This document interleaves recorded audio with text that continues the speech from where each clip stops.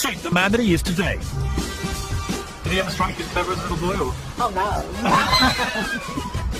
This is Alan Sugar as you've never seen him before. I feel gutted. Totally gutted. He's a broken heart. Yeah, I think so. Yeah. Which means you must have a heart.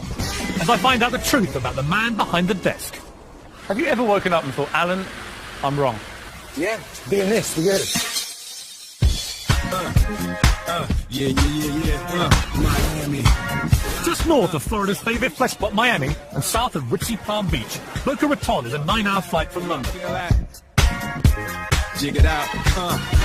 Here I am in the place where I come. Not that convenient for most of us, but if you only fly by private jet, as Lord Sugar does, then it's a dog.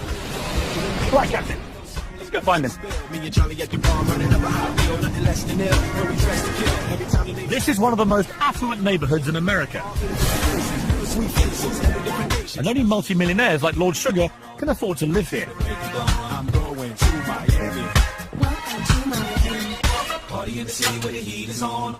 Lord Sugar. Yes, how are you? How lovely to see Nice you in to your see you. rambling Boca Raton mansion. Yes, and you turning up in the style that you're accustomed to. Yeah. This is very civilised for you. Yeah, very, very nice, isn't it? I wasn't expecting Very that. calming, very calming. Very calming. Yeah. Very quiet and peaceful. A bit like Yeah. you, really. Yeah, absolutely. I'll show you around. I mean, obviously, even you've worked out that's a swimming pool. Yeah. This house originally stopped, so I bought this plot, and then we attached this other. So you built the whole thing? Yeah.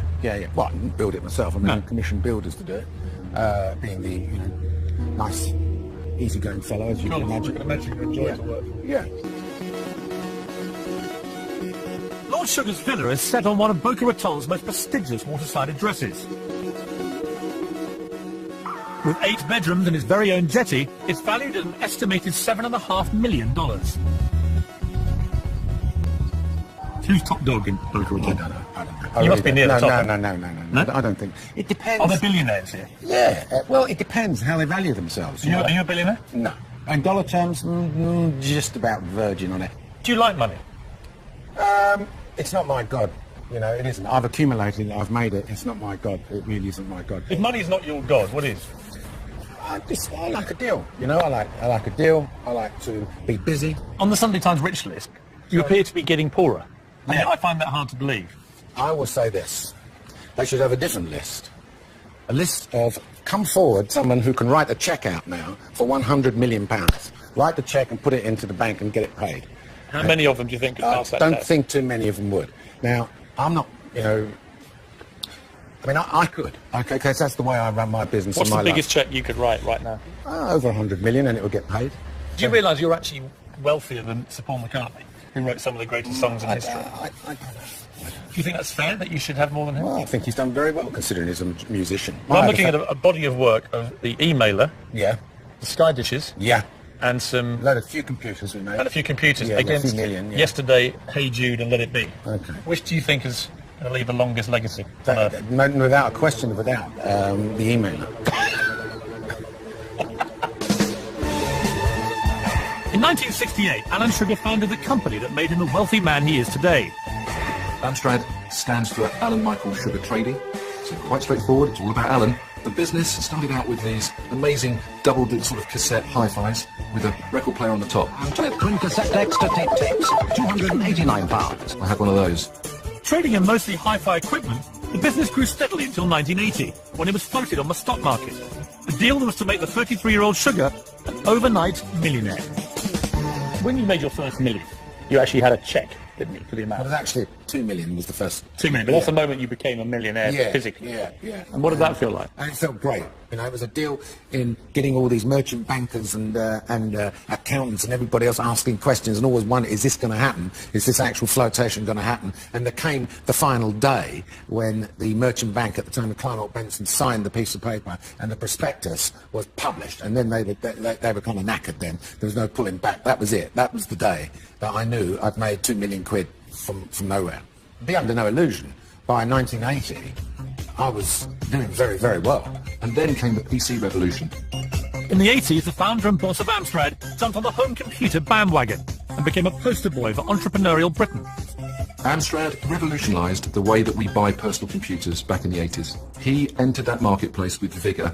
Here's a man with £450 to spend on a computer for his business. He can have about this much of an IBM PC or this much of an Amstrad PC 1512. He made the personal computer affordable to all. It was quite a revolution. Compatible with you-know-who, priced as only we know how.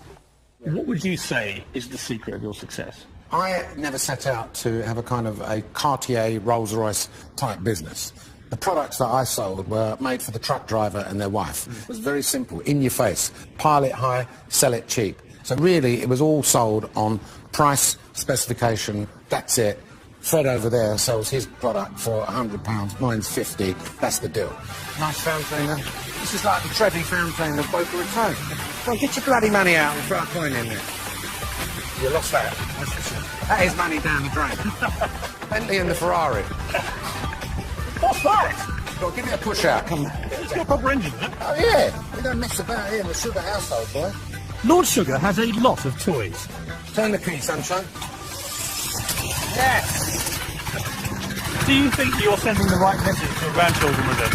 Well, it's only get it on a special trip. Have you ever tried to get it? I can't see. Apart from identical Bentleys in each of his 3 homes, he also has a $30 million private jet. Blimey, like a house.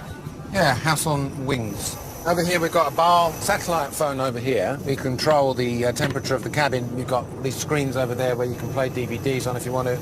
Kind of like my sole luxury, really. I won't go through main airports, you get on my nerves. So you're prepared to pay over $30 million just to avoid the mundanity of an airport? Yeah. Yeah, basically.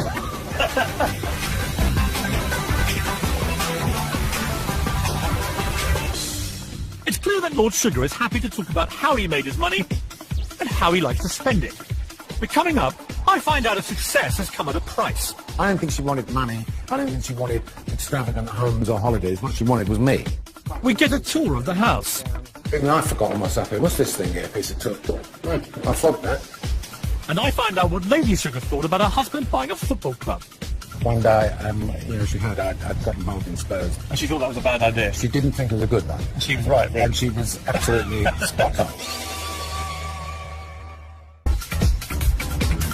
I'm spending 2 days with Lord Sugar at his luxury villa in Boca Raton, one of the most exclusive postcodes in the whole of the United States.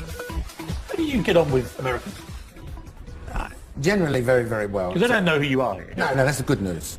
My opinion of the Americans I've met to date are mainly in this Florida area. What opinion is that? But what really annoys me is that sometimes when they ask me to speak English, I mean, to go just turn up into a coffee shop somewhere with a friend and just go up to the bar casually and say, I'll have one of these and one of these, and they go, what? What? In the end, I say to them, look, you speak English, I speak English, so let me make this simple for you. My name is Alan, this guy named here is Joe.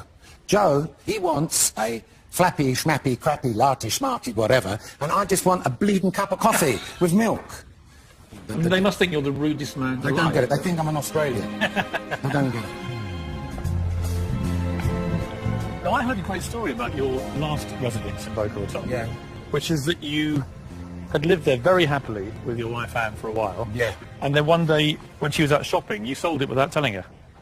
Yeah. So Anne came back from shopping, and you told her you basically sold the house. Well, kind of didn't spring it on her straight away, if you understand what I mean. But what was Anne's actual reaction? No, we're not selling my house. You've got to understand how we ended up buying that house, first of all. Well, we used to come here in the early 80s with all the family at Christmas time. I went on the missing list for about an hour, came back and I said, I bought a house also. But none of these decisions appear to involve your wife. Well, we've been married long enough. I know the way she thinks. It's like when you bought Tottenham Hotspur without telling her. Yeah. She is normally utterly horrified when you do these things. Yes. But you see, the thing is, the good thing about my dear lady wife is that she's never, ever interfered in my business dealings, you see. So houses, I take your point. You know, She lives in the house. I know, houses. I take your point. I should have consulted and things like that. But as far as business is concerned, she's never really poked her nose into it until one day, she heard I'd get involved in Spurs. Yeah. And she thought that was a bad idea. She didn't think it was a good one. She was right, really. And she was absolutely spot on. The 10-year Tottenham era was hard for Alan Sugar. and really can only be described as a failure. He wasn't made for that sort of culture. In 1991, having built a fearsome reputation as one of the most shrewd businessmen in the country, Alan Sugar decided to save a crumbling Tottenham Hotspur, a team his family had supported all their lives. He wrote off the club's £11 million debt, and with manager Terry Venables, set about putting the team back on his feet. My first task, as far as I'm concerned, is to get the balance sheet into shape. He tried to project his businessman's knowledge onto the game, and it just doesn't work like that. If the team was winning, the manager gets a round of applause, and when the team's losing, the chairman gets kicked around. And I said to him once, the best you'll ever get is when nobody's shouting at you. But a series of unpopular decisions, like firing the revered Venables, earned Sugar and his family the undisguised ire of the club's supporters. He got rid of Terry Venables and everyone hated him for it. And once it gets to the point where it's interfering with your family, and my Auntie Anne did get really unnecessary flack for that. It's so unnecessary that's it. Shut it down. It's over. Sugar may have written the whole football experience off as a mistake, but it did tarnish his public image. How important to you is your reputation? Very important, yeah, of credibility and being honest and straightforward. Very, very important. I would say it ranks very, very, very, very high. You know, I've done some silly things. I've said some silly things in my time in the football days. That's self-inflicted, if you understand what I mean. And if you were being really critical of yourself for a moment, what would you say are your worst qualities? Losing my temper, flying off the handle. There are occasions when, you know, in the football world, my temper sometimes gets ahead of me and made some silly statements, and I may have said a few things that perhaps in hindsight weren't clever things to say.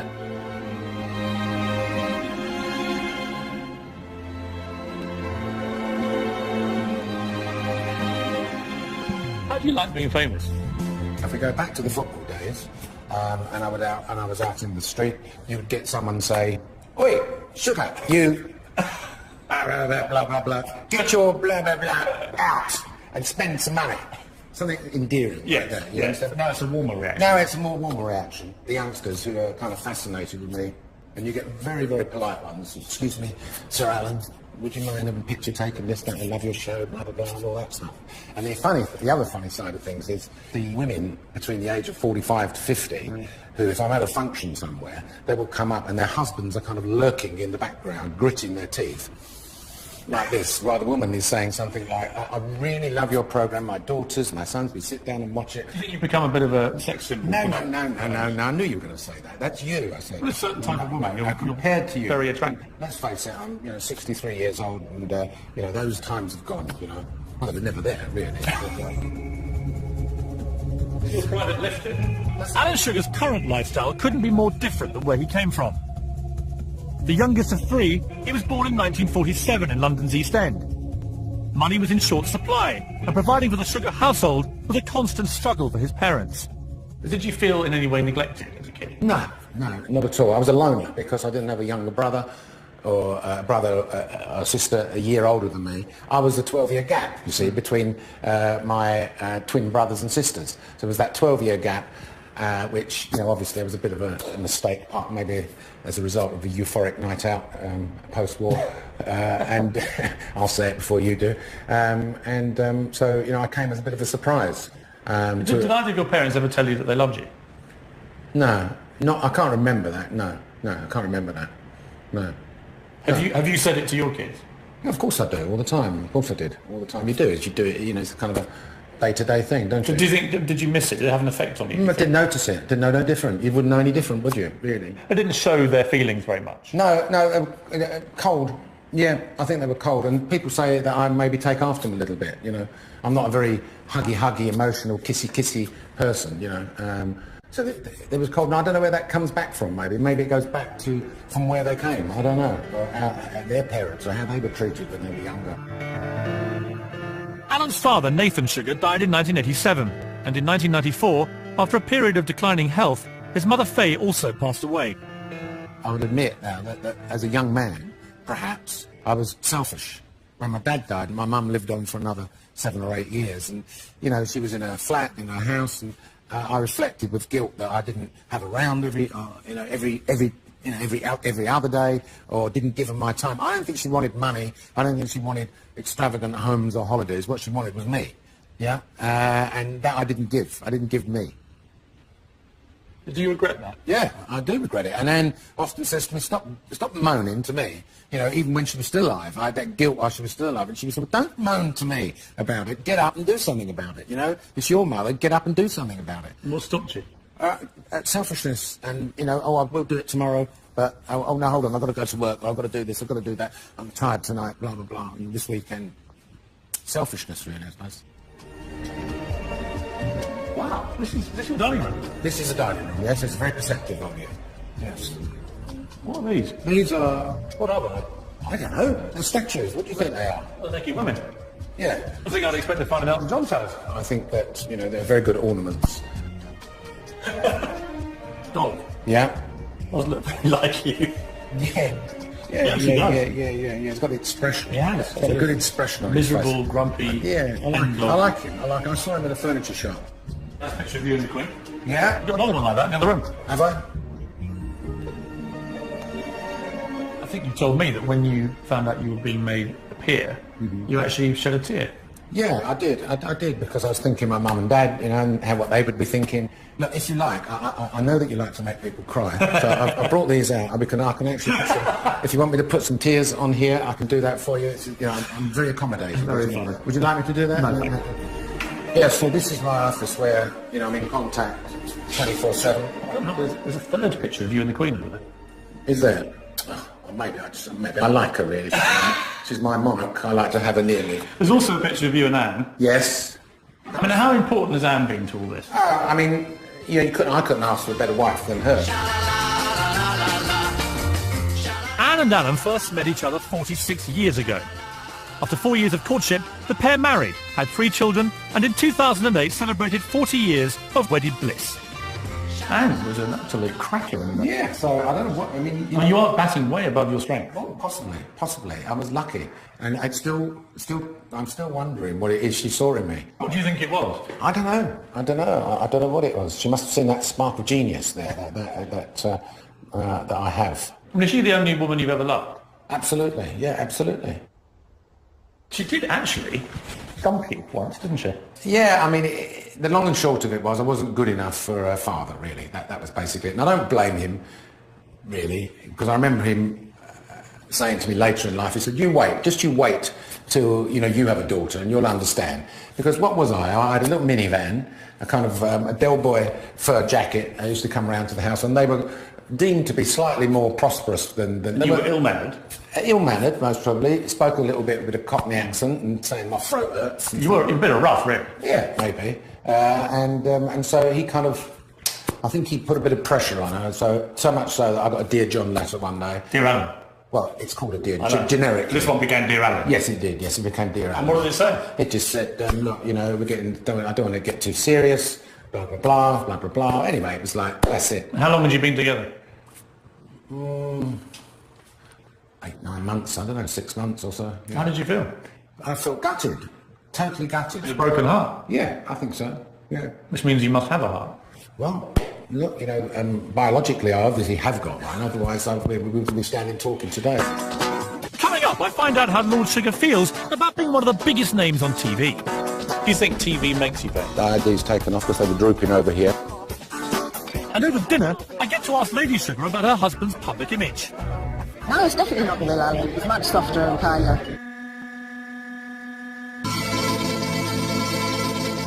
Did you like that? No, I like the colour. When Lord Sugar opens up, it's intriguing to see the man behind the hard exterior. So when I'm invited to meet Lady Sugar at a romantic dinner for free at their favourite Italian restaurant, I jump at the chance. Does he make you call him Lord or? No, I prefer to. In the beginning, I used to call him Mr. Trump. Yeah. Now I'm on first name, so Lord. Lord, Vinny, that's how it goes. Does he actually know your name's Adam? No. He thinks my first name's Lord. What was it that attracted you to him? It was different. It was very funny.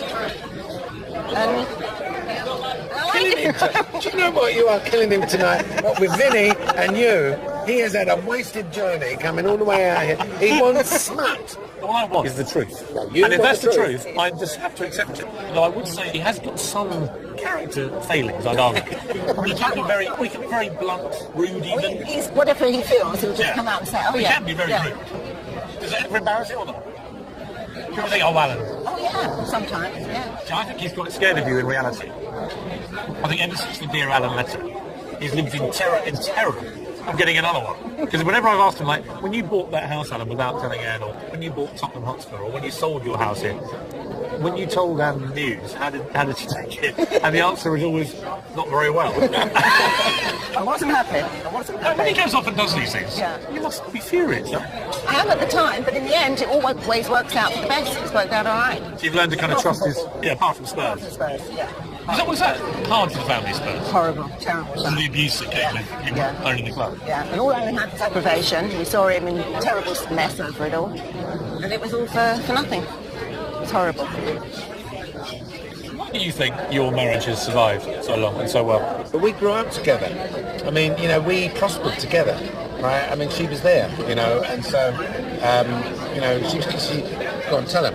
You always proudly tell people I used to earn more money than you. When we first met, he used to earn more money than me, and so we grew up together. So, you know, we moved together at the same time. So I asked him earlier how he coped now that he'd become this quite unusual sex symbol. Shut up, silly son. Oh, wait a minute. Shut up, you toffee. When Lord Sugar leaves the table for a quick chat to Vinny, it's my chance to corner Lady Sugar. When I was talking about him earlier, there were a lot of insightful things in his early life which I thought had played a part in creating the man that he is, from the rather cold way that his parents were towards him. And I thought that collectively all that must have contributed to him being so driven. I think he always had that drive to do something because he knew he wasn't going to get anything from his mum and dad and he had to work to get somewhere. When I first met Alan, I could see there was always that coldness there, and he just got warmer the more we were together. Did you see the coldness from his mum and dad? Oh yes, they were completely different to my mum and dad. Yeah, I could see that. There was a big But do you think he was properly loved by them, or was it? Oh yeah, no, I'm sure he was. But they weren't just found it hard to demonstrative? show. No, they found it very hard to show it. Which is a trait that he inherited for a long time. Yes, yeah. I mean, has he ever got... Alan still finds it very hard to show his feelings. People watching The Apprentice, they think he's this kind of I heartless know, I brute. can't stand that. And I think that's awful. They think, yeah, I really don't like that about the show. Do you think it's not the real Alan? No, it's definitely not the real Alan. It's much softer and kinder. Part of me thinks he doesn't really mind that image, because if he did, he would stop doing the show. Yeah, well, obviously he knows it's part of the show, so that's how he's supposed to be. But it upsets you to see him. I don't like it. It's a complex character, I'd say. But he's not once you know him. No, he's not. Once you get to know him, he's complex in the sense of the persona that he allows to be out there. It's like he won't let his guard down.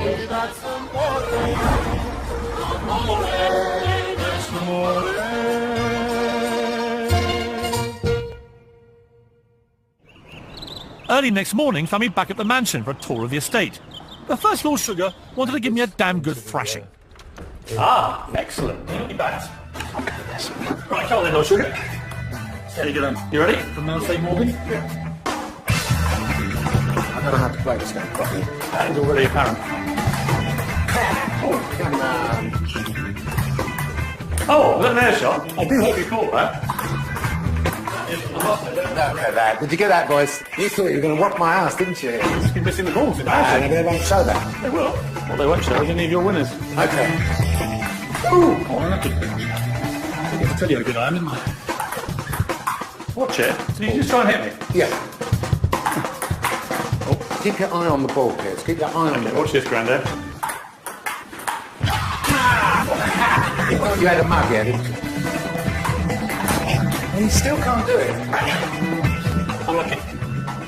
My humiliation complete, it was time to see the rest of the house. Very nice. Yeah, it's a nice vaulted ceiling, yeah. It's quite good views out there. You can look down. You want to come up here? The shelves in Lord Sugar's house don't have many books on them. Even I forgot them or something. What's this thing here? Piece of took. I fogged that. And for an ex-hi-fi boss, there's a surprising lack of audio equipment. There are, however, a lot of very big televisions. In pretty much every room. If you don't listen to music or read books, what do you do? Watch telly. I watch a lot of television. What do you like? I like Law and Order. Fantastic. Fantastic stuff. I've got this PVR here. I set the PVR up when we leave. I put it on Series Link, and it records, 100 of them, and I'm in my element, essentially banging them out one after the other. Do you like watching yourself on telly? No, not really. I do, obviously, privately, when I'm editing or looking at the edits and looking at the cuts, I like to see how I come across. You don't sit here and re-watch great Alan Sugar moments? No, not yet, mate. Maybe when I'm about, please God, when I'm pleased, if I'm allowed to live to about 80 odd, I'll sit as a little old man looking at, I was once on there on television,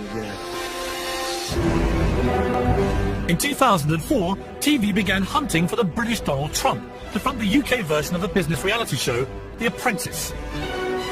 And Alan Sugar's life was about to change forever. There were a lot more current candidates, Philip Green and Stelios, from EasyJet and so forth. And in some ways, of course, he wasn't as current as they were. Right? But after a day with the production team, they knew they had the guy, not only that had the talent, but had the absolute passion for the task. When I saw the first show, I loved it. And who better to front it than my uncle? Everything that he does is completely natural. It's who he is, how he is, what he believes in, what he says is what he means. And that's why when he walks into the boardroom, you can hear a pin drop. The series was a huge success, and Alan Sugar became a star. You're a lightweight. You're fine. With The Apprentice now in its 6th series, I wanted to find out whether being on TV had anything to do with his newfound interest in road cycling and keeping fit. Right, here we are then, Piers. Right, here we are. We're going. Engine room, is it? And how far was he prepared to go to look good? Well, when you first did The Apprentice, you were a lot chunkier than this. Were you looking at yourself on telly thinking... Yeah, you're fat. Yeah. Yeah, and that was it. And I thought, right, one day, that's it. Was it you saying that to yourself or other people No, saying me saying Were you it to reading? myself. My sons, bless them, who are also fitness fanatics, they would say to me, yeah, you're putting it on a bit, Dad, you're getting a bit round here, you're bulking up a little bit, so that didn't help either. But that is vanity, isn't it? Yeah. Do you think TV makes you vain? I think it must do. I mean, you obviously look at yourself. What other things have you done in terms of vanity? These were done, yeah. I had these taken off because they were drooping over here. What did you have taken off? The skin over the top there. Right. In Boca Raton, the guy, one Christmas I had nothing to do with a bad groin, couldn't play tennis.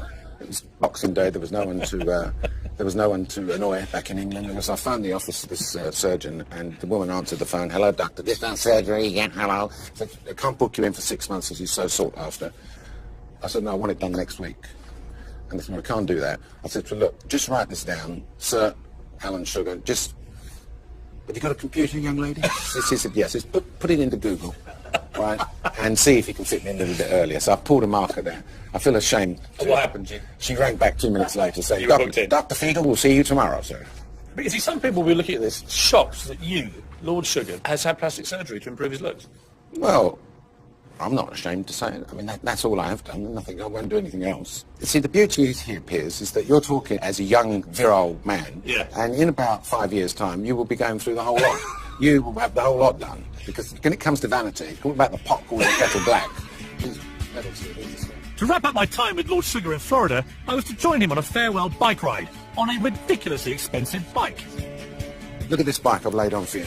Right. This is the bee's knees, boy. How much are these things? This is about, I don't know, $14,000 this thing. What? Yeah. You can buy a car for that? Yeah. Get on the bloody bike. Right, so talk me through this. What do I do? Which side do you dress? Sorry?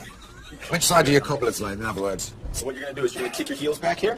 Yeah. You're going to stick this stick down. You're going to move the boys around a little bit. Move the boys around? Yeah. Well, he hasn't got me. Come on. The boys are moving. Oh, Going on. Easy, Tiger. Is that all right? Is that good? Right. So you got my measurements. All right.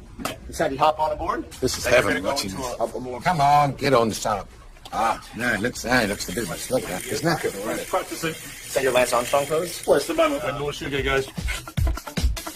After the break, Lord Sugar stirs me, gets in my face, and takes me for a ride. Come on, Piers. I'm with you, all right. And back at his old Hackney primary school, reveals a different side. Do you still cry? You want a serious answer? I'll give you the answer. Lord Sugar has invited me to join him for a bike ride. But first, he wants to prepare me for the Florida heat. It's 85 degrees, so I'm going to make a power drink now. Florida orange juice. Cranberry, yeah. Final ingredient is salt. What? What do you need salt for? You'll be sweating out much more than that on this ride. Made blend. So, one more thing. Wait. I'm going to do your neck. You're going to burn. You're going to burn out. What is that? Come on. I've got to look after you. Close your eyes. Tight. Good. Is that mosquito spray? Oh, yeah. What's done? Get out. Come on. You're waiting for. Just be careful. You be careful, Grandpa. Don't mind about me, son. Come on. He's too frightened. Lord Sugar regularly cycles 60 miles a day. Is that all you got? You could do better than that, son. And has managed to lose more than 2 stone in the process. Is that all you got, Morgan? Come on. Very good. 20 miles an hour. How many times have you fallen off? Me? About 4 or 5 times. Badly? The last time was a bad one, yeah. What happened? I hurt my leg and cracked my helmet in half. Really? But I'm not sure he really ever stops working, even while he's on the bike. I have practiced my House of Lords maiden speech whilst riding along here. Really? Yeah, because you're not supposed to read it from paper. Yeah. You're supposed to stand up like a statesman and say it. This is a good opportunity of doing it. In 2000, Alan Sugar became Sir Alan. And in 2009, the former East End wheeler dealer, the bit of rough, who wasn't good enough for his father-in-law, took his place in the House of Lords. I've heard the stories that my papa didn't approve of my uncle, which is brilliant, just priceless. My papa was a real old-fashioned East End Jewish grandpa to me, and he would just kind of say, yeah, Alan's a lord, can you believe it? You know, it's all that kind of, from such humble beginnings to go and become a lord, it's just incredible. So I guess Uncle Alan did quite well getting him on side. Yeah, that must have been quite a moment for them to see you as Lord Sugar. Would have been Fantastic. Anne's dad did see me before he passed away, as did my brother-in-law, who passed away also recently. In fact, they were kind of both bound to wheelchairs at the time, but they were in the foyer where I walked through to go in with all the gear on and all that type of stuff. And I reckon that Anne's father, he said to me, he called out, "Good luck." But I'm sure I detected a kind of look in his eye as if to say, "You've finally done it." Yeah, all right, good enough. You've made your point. You're good enough for my dog to do. Morning. Come on, Piers. I'm with you, all right. Move along. There's not really room for both of us, is there? There is. Come on. Not with that lamppost. Get over there. My time at Lord Sugar in Florida is coming to an end. Ready for the next 10 miles? Don't you worry about me, mate. You're not even expensive riches. But I still want to know more about his upbringing, his family, and what the young Alan Sugar was like. I'm certain there's more to learn. So he's agreed to meet me again, but this time it's back to the UK, to Clapton, in the London borough of Hackney. I'm taking Lord Sugar to the streets where he grew up, and to the very primary school he attended more than 50 years ago.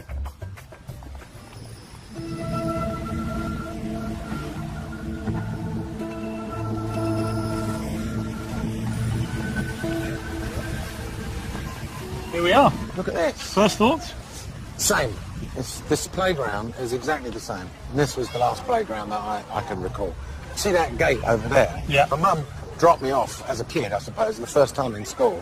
And in playtime, I ran out the gate, hated it, crying my eyes out, and really? Ran all the way up there, all the way up that road there, all the way to the flats, which are just around the back there. Well, sobbing like a baby. Yeah, well, I was a baby. I was about five or 6 years old. Well, I like the idea of you weeping uncontrollably. Well, I was Scared actually scared the first time.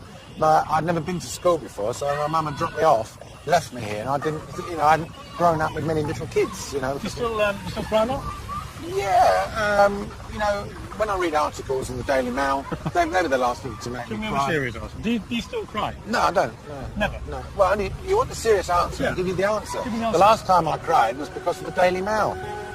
Alan Sugar's taken numerous organisations to court. But in 2001, in a victorious libel case against the Daily Mail, he broke down while on the witness stand. I'm interested in how somebody who's as emotional as you inside, I know you're very passionate, fiery, you take things personally, seriously, you get emotional about stuff, but you don't really let it out very often. Sometimes we can get very low and depressed and whatever with people, letting you down or people saying bad things, you feel you snap yourself out of it, really. I don't want to make you cry. I'm asking if you ever do cry. No. You'd be quite inhuman if you don't. The last time was in a court case where I just broke down from a lot of pressure that had been put upon me. I mean, that was the last time I I felt the think court. the viewers have been interested because so far I've established in my time with you that you cried when you ran out of the school. You cried when your wife Anne dumped you before you got married. Yeah. You cried in court with the Daily Mail. Yeah. I mean, it's been a non-stop saga of blogging. I would say over the course of 60 years to cry 3 times is not bad. I put that on an average of once every 20-odd years. After the break, I get to the bottom of what really sparked that entrepreneurial spirit.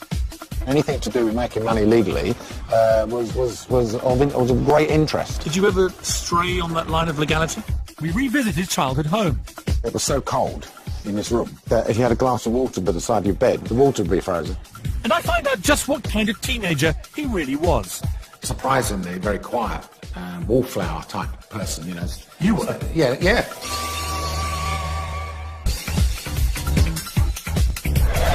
Northwell Primary in Hackney has been a school for 104 years, and it's where the young Alan Sugar first learned to read and write more than 50 years ago. So I think we should go in and meet some of the future Alan Sugars. Yeah.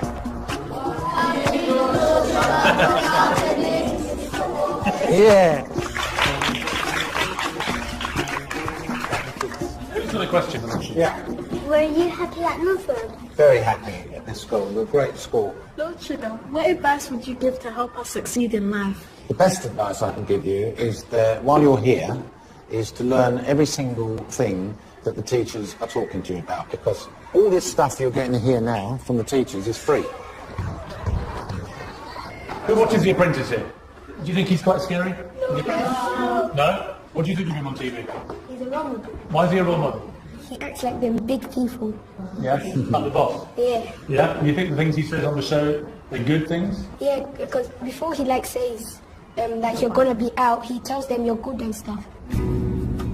When Alan left Northwell Primary School at the age of 11 and moved up to Brookhouse Secondary, his family grew concerned as the young teenager became withdrawn and reclusive. In your book, you go into great detail about how you were sort of ostracised by other kids. Tell me about that and how you came through it. I was with a group of youngsters. We played around in the clubs and all that type of stuff. They were clearly from families which were somewhat better off than mine. Yeah. It came to kind of a point which surrounded the 13-year-old celebration bar mitzvah thing, and maybe dawned upon them then that because I didn't have, or wasn't going to have, or they weren't invited to, some glamorous kind of party which perhaps they were accustomed to in their families, they didn't actually believe that I didn't have one and just had some little gathering in the flat, and they just went off.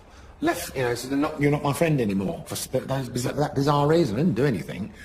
I think they realised I wasn't allegedly in their league, or that kind of people, and they went off. And how did that make you feel? And that was kind of it was a blow, really, because you got used to all these friends, and in the end you kind of shrink into a little shell at home, and you don't want to do anything, and you don't want to go out and search for new friends and all that type of stuff. It was a period of a couple of years where I just didn't have any pals outside of school. And that's really hurtful. Yeah, it was, I suppose, because it should have been water off a duck's back, shouldn't it? Oh, well, these 3 pricks don't want to know me anymore. Fine, I'll find someone else, right? But obviously not. No, but I think the fighting instinct kicked in your late teens, when you came out of that period. There actually, a few things happened to you as a young man. The ostracisation from his kids, your parents perhaps being a little cold towards you, that it all builds up, and you get to the late teens and you think, I'm going to show everyone. How did you win round that 2-year period? How did you come out of it? How did you get friends again? My mum did what mums do, observed this kind of reclusive child and started arranging people for me. Well, arranged friendships? Yeah, I mean, that's like the biggest lead balloon you could ever do. I mean, parents arrange something for us. It's the most uncool thing to think of, so that didn't go very well. And eventually, my sister-in-law's brother, who I did know, through family association, took me out into the marketplace, so to speak, introduced me to a few new buddies, and suddenly this reclusive person comes in, and surprisingly very quiet, wallflower type person, You were? Yeah. I was standing on the periphery and watching things going on, trying, and you can imagine being introduced to a new bunch of young people. This is Alan. Yep. Once you got past that, hello, how are you? What do you do? What school do you go to? Blah blah blah. that was it. They were off doing their bits and pieces, and I was still hanging around. But I got to a stage once where there was some party somewhere, and things clicked then. Suddenly I got the opportunity of breaking out, cracking a few jokes, and breaking the atmosphere. And took a while, but then I finally got back in with a great group of friends at around about the age of 15, and those are my pals still today. Brilliant. Yeah. Just 5 minutes up the road from his primary school is the council block Woolmer House, where the young Alan Sugar lived with his family up until the early days of Amstrad. This was the first estate you grew up on, really? Yeah, this is where I grew up. I was born in Hackney Hospital down the road and grew up here. That garage over there, that's where I bought my famous minivan, the 50 quid minivan. 50 quid, £8 insurance, third-party fire and theft, and I was at the races. Used to park it over here. That's when I started my real business. That's where Amstrad started out that little van. What do you feel when you come back here? You feel like you have warm memories of your time? Yeah. We used to play over here. Because you were up to all sorts of stuff here, weren't you? Yeah. I mean, the neighbours were a lot of my customers, actually. I used to take pictures and photographs. I used to make ginger beer and all that stuff. Really? So they were sick and tired of me. June Barker, now a sprightly 81 years old, was one of those neighbours, and she still lives in the area. 1935, these opened, that's when I moved in. I lived on the first floor. And what was he like as a little boy? Cheeky little boy. Was he? With blonde hair. Curly hair. That's curly blonde hair, really? Yeah. Was he always as rude when he was young? A little bit cheeky. Was he? Quite brusque. Quite a bit cheeky, yeah. Are you proud of him? Yes, very. I just think, coming from here like I did, I'm still here, where you are. Yeah. When you saw Alan becoming more and more successful, what was going through your mind? Well, just how clever he was. Really? Did he ever strike you as clever as a little boy, or? Oh, no. You were the estate entrepreneur, even in your young teens, weren't you? As a youngster, I would trade with this rag and bone man just round the corner there. Because there was a lot of garment factories, little factories around the back doubles here. You used to have all these remnants of cloth and things like that. So I'd take sacks of them, get an old pram, and sacks of them, and sell them to him over there. And he legged me over once because he had a price for wool. And he told me that what I bought him wasn't wool, so he screwed me on the price. I went back and checked with the actual factory owner, because he used to clean his car also, and he said it is wool. And I had a row with him, and anyway, he threw me out, gave me another shilling and threw me out. I'm trying to get inside your head as a young teenage entrepreneur. What was the buzz? Was it making a bit of pocket? I was going to ask you. I mean, was money the motivating thing? Well, it was. We never had any money, so anything to do with making money legally was of great interest. Did you ever stray on that line of legality? No. I mean, one good thing about those days was that you heard about kids in the block here that did stray, as you put it, and ended up in a place called Borstal, and that was a really frightening, prospect. And so that's what kept youngsters of my age on the straight and narrow. How poor were you as a family, relative to other people on the estate? I think we were of the lowest, poorest, if you like. But I mean, look, don't get me wrong. We weren't on the kind of breadline. There must have been poorer people. My father used to work in a garment factory. It was very tough in those days. There was no job security. You just got told on Friday, sometimes even Thursday, don't come in tomorrow. Was that stressful for your dad? Yeah. He was a very, very big worrier and never wanted to risk or do anything risky, so to speak. So you have been a risk taker. So where did you get that from? If it wasn't from your parents, where did it come from? I didn't have a family or children to worry about. All I was doing was making a few quid so as, I could run with the House and Hounds as far as a youngster was concerned. Well, this is new. So the only thing that's new here is the lifts. Here we are. Now look, it's number 13 at the moment. So that is your old room? That is it. And I remember my sister, his brother sometimes, they used to pick me up as a kid and put my legs over here and they would hold me like this. Really? That sounds absolutely outrageous. I think it's a bit dangerous when you come to think about it now. So this is it? Well, this is it, apart from the number 13. I mean, we used to be number 16. Really? Yeah. First impressions? It's exactly the same. But this is the kitchen now, obviously. And it was our kitchen, but it is amazing how small it is, really. I can't believe it. Up here. Yeah. Up here. This was my bedroom here. This one. This was my bedroom. Is that how you remember it? Certainly not, no. Over here used to be a fireplace. And there'd be sometimes in the winter where it was so cold in this room that if you had a glass of water by the side of your bed, my bed used to run this way, the glass would be frozen, the water would be frozen. You're freezing in the winter here. Yeah, but you know, you just dressed up warm, going to bed. You're lucky you had a bed, and but there'd be icicles on the window. Now over here, this was my darkroom here. This photographic empire, what were you actually doing? Well, first of all, I had to black out that window there with some towels or a bit of some old cloth, stop the light coming in. My dad used to have his sewing machine around about here. He had a sewing machine there, so that was really his workroom. And there was a little bench here, and on there I had my enlarger and duplicate and things to develop films and make. And who were you pictures. doing it for? Well, for anybody who wanted to pay. I was taking pictures of the grandchildren of the neighbours along here. And of course, once you've got a grandmother and you show a proof of a picture with the word "proof" on it, written on it with a biro pen, she wanted the picture, wanted to know what other written proof on it, because that is, I'll make you a real one. And it's 2 shillings, 1 and 6, and they would part with their dosh. Oh, quite shameless, really. Not really, no. It's entrepreneurial, I think. Absolutely, and many of them, I get letters these days from people saying, I've still got that picture you've taken of mine, they're now 27 years old, and they've got that rubber stamp of you on the back, they're photographed by Alan Sugar, Upper Clapton, 7875, that's the phone number. You can still remember the number? Yeah.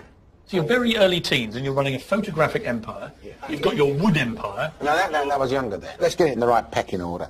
I would say cleaning cars, right, wood, and also the scraps of material. To the rag and bone. To the rag and bone. How old were you for that? That round about that era, but you see... 10 years old, that's ridiculous. 10 or 11 years old, 10 or 11 years. See, what's really fascinating to me, I think, looking at your early life, is that whereas most kids, when they were 11, 12, 13, would be dreaming of being astronauts and footballers, you have an entire portfolio of jobs going on. I had 3 children, and they never saw the kind of,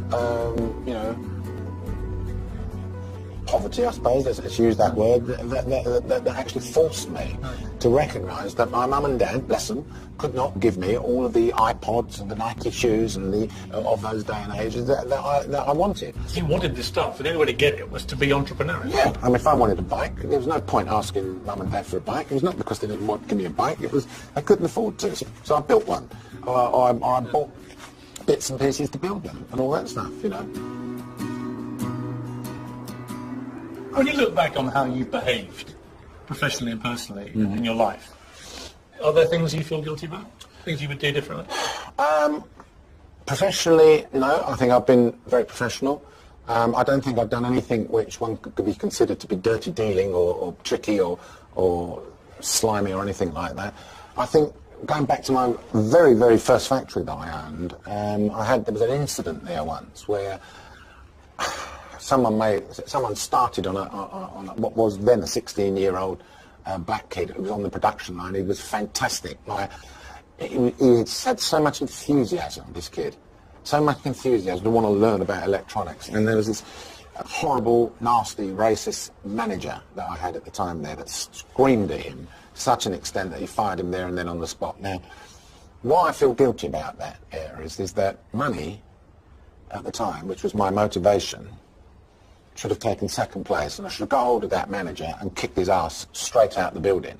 Where I have nightmares over is the fact is that young kid who's now must be 50 years old now.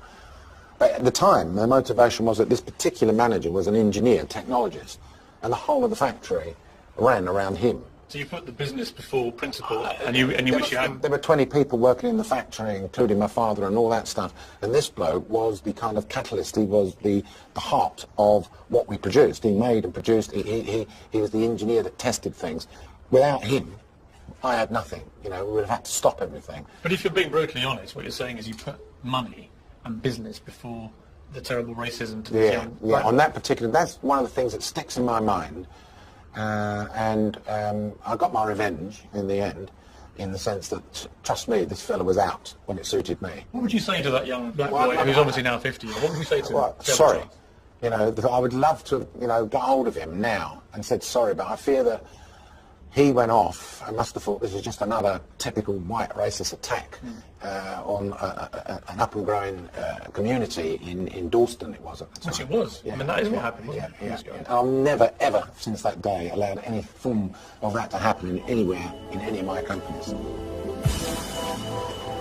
Hearing about Lord Sugar's Hackney years has been revealing. But how will he react to my take on what's really made him the man he is today? I would argue the running theme of your life has been that you've always been slightly on the outside. Outside of what?